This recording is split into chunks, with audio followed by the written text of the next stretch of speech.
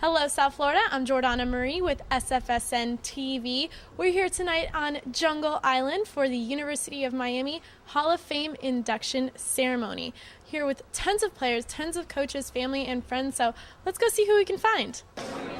It was such a huge honor, and you don't really kind of anticipate it coming or think it's going to happen, but when it does, it's such an honor, and I was just blown away, and still am, and it's just I'm just so happy to be a part of such a great tradition. What's it like to be inducted with your teammates? Like, how special is that for you guys? I mean, it means the world. Especially Bret. We started our first games together, played our whole careers together, started our last game together in the Fiesta Bowl. Lived together for 2 years. I mean, it just it means the world to go in with a guy like Bret. He's such a great guy. And a great teammate. I'm really honored to be a part of this with him.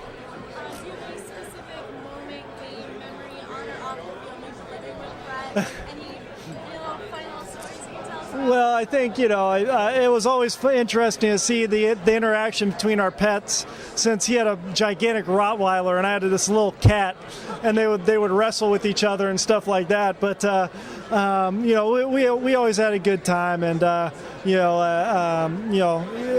we got along really well and all that. And I think just some great memories from the field were, obviously winning the championship game against Nebraska, but beating Florida State my sophomore year when they were number one was a huge, a huge memory of mine that I'll never forget. Well, that's what, I am a Florida State fan. Okay. I wasn't there for that game, though. We won't hold it against you, though, especially since I beat them every time we played them. So, but It's got a little closer.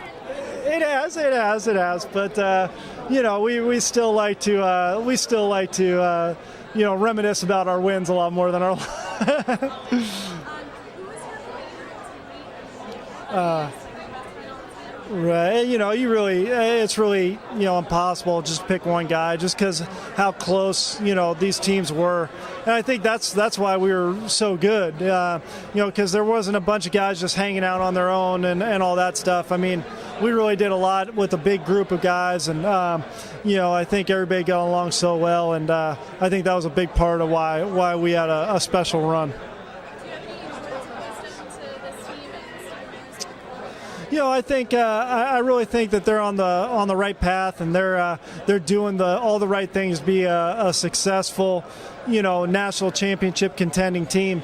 And I'm just excited to see the progress. Obviously, I think the coaching staff is doing a great job. Coach Golden is, tremendous. And I've got all the faith in the world in those guys that they're going to push all the right buttons and do all the right things. Again, it really is extremely special. Not only because, going into the University of Miami Hall of Fame, but, the way I look at it is, UM's really part of Miami. And, to be a part of this city, and go on the run we went on, in the city of Miami, I'll never forget. And that's really why, I love the city of Miami. I love the University of Miami. It's all the people, that root us on, and it's just great to be back. I think it's a great honor, obviously, being, leaving in 2001 and being able to play with those guys, the Ken Dorseys, Don Solidnger being, the running backs coach at the time, and, Bret Romberg being our center. I think it's just a great honor to be here, and it's a special night, whether you're the one being inducted or not, just having known those guys and having played with them, and, the blood, sweat, and tears that you do with those guys, it just makes for a great event and a great night.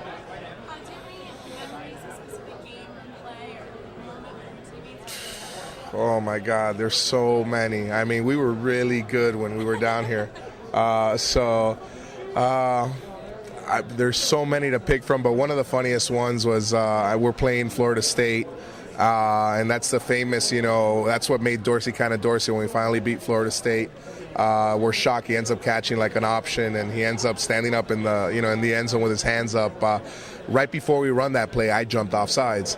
So if you look at the film, I jump off sides because at that point the center was the one calling what down it was, or that what hike we were going to go off of. So you see me arguing with Bret back and forth, and then you see Dorsey step in, and Dorsey was like, "Guys, just calm down. We're going to get it in no matter what." So it was like, so that's like one of the stories I remember from back in the day. So you jumped off sides, but didn't call it? No, I jumped off sides. We got 5 yards further back, and we ended up scoring a touchdown the next play anyways. So really, no. Well, what I like to say is that I did it on purpose because we didn't have enough room to run the option route for Shockey, so we needed an extra 5 yards. So I took it upon myself to give us those 5 yards. Anything off the field, just like living with these guys and being best friends here? Well, I don't know if many people know, but Dorsey and Bret Romberg both roomed together in college. So their house was kind of like party central. So first of all, it really stunk. It wasn't the most cleanliness of places.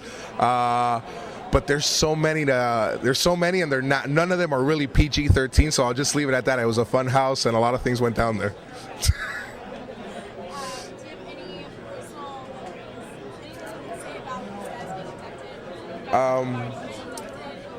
I think that that class of 2001 and the guys that didn't leave that year, that stayed in 2002. It's such a good group of guys, not only great players, but just good guys. I mean, from Ed Reed to Brian McKinney to Bret Romberg to your Santana Mosses. I mean, you go down the line, Ken Dorsey. It's just forget about what they could do on the field, but just how they are as players, their family background, their character, their ethics. I mean, they're just good guys, and you can talk to anybody that was on that team that year or in 2001 and 2002, and we're still very close-knit. I mean, all these guys talk to each other. If it's not via Twitter, we're constantly talking. I mean, I work with two guys. I mean, I work with Bret Romberg and Sherko Haji-Razuli, which are, I like to say that we have the best offensive line in the tire business because we have 3 of the starting offensive line from the national championship year. But it's just such a close-knit group, and when we got there, it wasn't all a bed of roses. Most of these guys got there the year that we went 5-6. We all got redshirted, and we kind of worked our way to 9-3, 9-4, 11-1, and then finally 12-0 and won the championship in the Rose Bowl. So it was just a great deal. We went through a lot, and it kind of just forged us all together. So it's a great honor to be here and be part of this, and I'm ecstatic. I'm happy for those guys.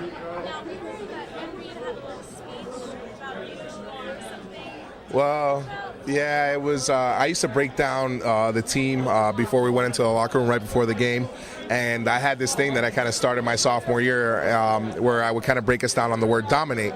It's not a PG-13 breakdown because I would say, dominate on 3, dominate on 3. We will bleep dominate on 3. And we would break it down. So, yeah, that's a Florida State game where we were actually winning. We were kicking their ass, but we were still giving them a chance to get in the game. And, Ed Reed took it upon himself, and that's where he says, Joaquin said dominate, and we ain't doing it. So then we came out and we made sure we took care of business. So we went on and won the championship that year, so it's a good feeling. Joaquin and Casey Jones and Bret Romberg going in, who's, they're terrific players that were fun to coach, and they won a lot of games, and I was really lucky to be around all those guys, man. And to see Bret going in, and Donnie Solidnger, who's one of my closest friends, and he's the godfather of my son Jake, and Kenny Dorsey is and all the inductees. It's a beautiful thing, and I'm always excited coming around here because they're good guys, and they are part of a winning tradition and doing great things. Seems like there's a lot of banter back and forth. You guys play a lot of jokes on each other, mess around with each other. Well, this guy over there, he's gonna. I'm sure he's gonna tear me up tonight. They always take some shots at me, and but it's great love. It really is great love. And first thing they asked me, I got out of the car in the parking lot, and Sherko and Joaquin were right there tapping on my window. And the first thing they asked is, how's your room? Is the room still fun? Because they missed that room. We had a lot of fun. We laughed all the time because had a bunch of fun guys, and we were winning and enjoying life and doing things. And I said, it's getting close to that like it used to be. Do you have a specific, funniest thing that just makes you start crying, laughing, memory? Well, Yeah. Well, I remember Romberg when I went up to see him in Windsor, Ontario, which is right across from Detroit, Michigan. I went to an indoor workout facility and watched him. And then when he had all his success and he came back, he came up and he goes, you're awful lucky that, I came here. And I said, bro, if you didn't come here, where were you going to go to? Like the University of Toronto? I mean, did they play football there? I said, I found you and saved your life, and so I remind him of that all the time, that we just, I was lucky to find him, and he was an unbelievably good player and good student and had a great NFL career. On the national championship season, when you guys won, was it the same level of fun and laughs and towards the end of the season when you're going towards those, you just like cracking down on these guys? No fun, no partying, No, nothing like that. I mean, the reason we won the national title is because they were so dedicated, because they worked so hard, because they studied film, because they prepared hard, and that's why we could have some fun. Because, and that why, the meetings go anywhere from 45 minutes to an hour and a half.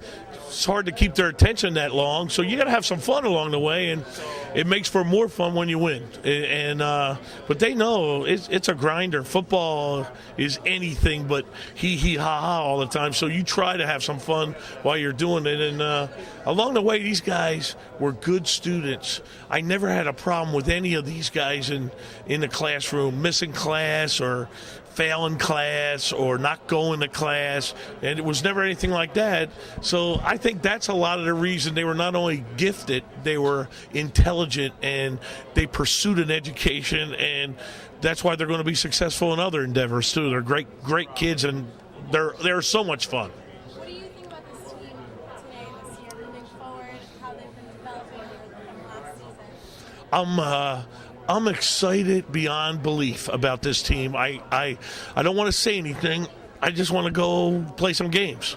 And I think our defense is getting better. Our special teams is getting better. Our offense is getting better. I think Coach Golden has a really great grasp on what's going on at this program, and his install, the golden fundamentals and the things that are going on, have now in their third year, and the kids are starting to get it, and that means winning. And we got good players, and I know people may not expect much from us, but we expect a lot from our players and our team this year, and we're going to be good.